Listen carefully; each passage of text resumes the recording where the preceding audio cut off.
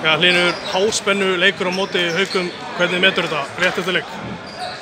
Byrjuðum illa og voru stopp í fyrra leik og hleyptum alltaf auðvitað í bara eina Kasimir og síðan í restinni var þetta bara eitt skot sem fór niður sem eitthvað skrítið skot. Svoleiðis það, stundum er maður heppinn og stundum ekki. Þeir setja þetta skrítna skot, en fenguð þið skotið sem þið vildu fá? Nei, ekki alveg, en minna fenguð samt 2 skot, en það var ekki að segja alltaf að gera ekki að ljúga því. Þannig að það brotnaði sko, það play. En eins og segi, svona er þetta bara. Setti niður þetta skotið þurfti. Hvernig var að berjast við Giga og Daniel Mortensen í þessum leik? Bara hverjana dagur, mér sko, þannig. Það voru einhver orðaskipti þegar þú fórst út af í heldur þriðja leikluta við Giga. Sagðir eitthvað það? Ég man ekki, það sagði eitthvað sem ég gerði alltaf.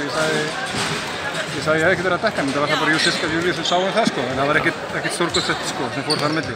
Söndu 15 stig, ertu ánægð með eigin frammistu? Eða skipti það einhverju máli í þessu?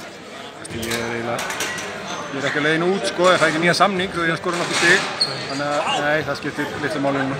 Hvernig svona bara metur stöðuna sem Stjarnan er á þessu tímamóti? Bara eins og margir í þessu deild eru bara sama pakka, erum í svolítið brekku. Við erum ekki 4-5, eina 4 tala 5. Það er bara ekki nógu gott, þetta er rosalega jafnt og það er stutt í báðar áttir.